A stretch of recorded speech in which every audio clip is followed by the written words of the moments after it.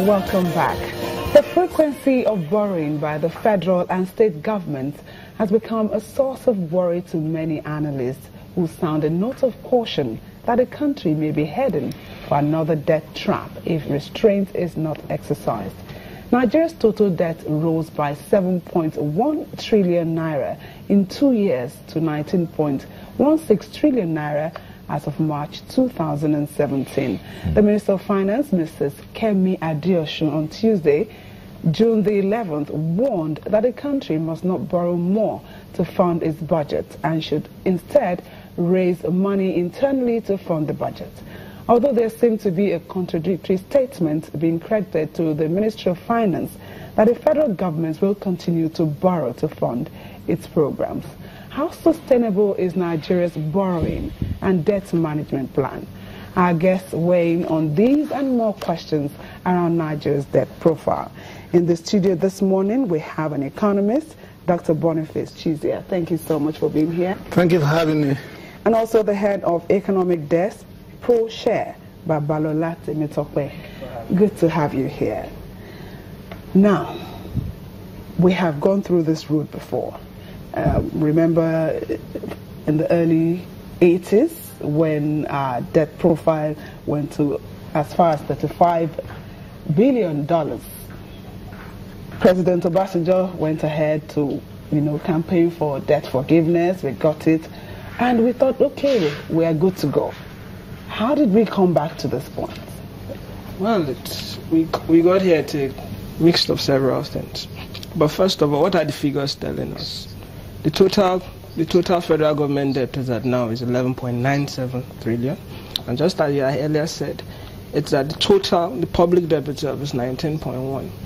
There are two factors. Is that one, over the years we have been taking on retrogressive subsidies. One of them has also been oil subsidies, and we have one way or the other we have to fund them. So it also fueled some of this debt. Two is that we also found ourselves in the downswing, so we have to spend out of a recession, so we're also borrowing. Largely it's also is that we also find it's this fiscal leakages also were part of it. And the sad story is that over those years when we had debt is that there was really no correlation between debt and growth. So that's how we found ourselves here. And it's something we could always solve. But if you look at it, the debt to GDP as at now stands about 17.1%, which many will say is healthy compared to the global threshold, which many will say 40%. And you also look at our peer countries like Kenya, which I think is 79.9. You look at Ethiopia, 32.5. South Africa, debt to GDP. Debt to GDP, I think 50.05. But then the figures also could be very deceiving because the structures of economies differ. One thing we do share with most of these countries is that they're also resource-dependent countries. But the other fact is that these other countries, on the other hand, is that they have the tax revenue is very robust. And two is that they are not dependent on only one commodity. So compared to ours, whereby we have oil, which makes about close to 85% of our total foreign revenue and more than 60% of our revenue. So those are the issues. So our debt sustainability, if looking at the DMO just to answer it, is 19.56%. So given our present debt to GDP with 17.1, so we still can borrow. But what she said, I think, let's get it clear, is that we will borrow when we need to. Okay. All right. Let's Dr. Chizia weigh in here before we bring in our guest in our Abuja studio. Dr. Chizia, he's talked about we still can borrow. I mean, debt to GDP is good enough for us to want to borrow. But compared to some African countries that we are supposedly a bigger economy than, our tax to GDP is 6%.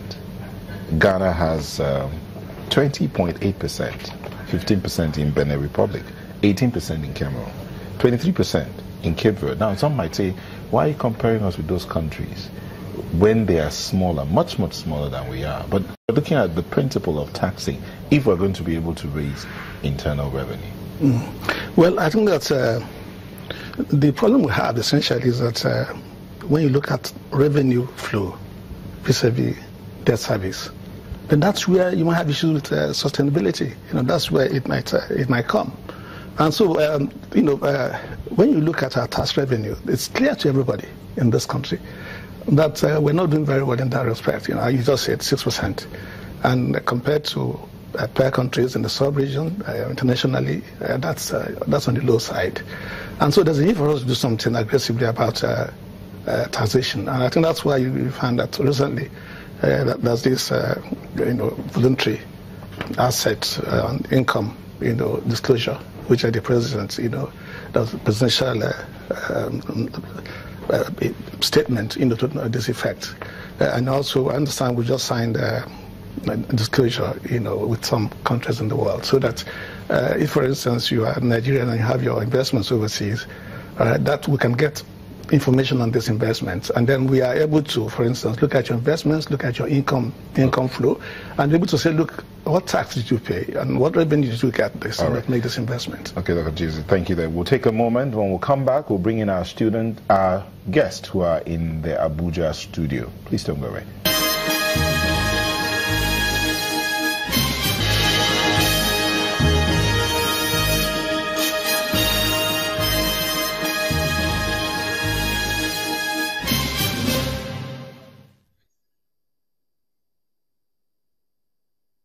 Welcome back. Before we went on that break, our guest in our Abuja studio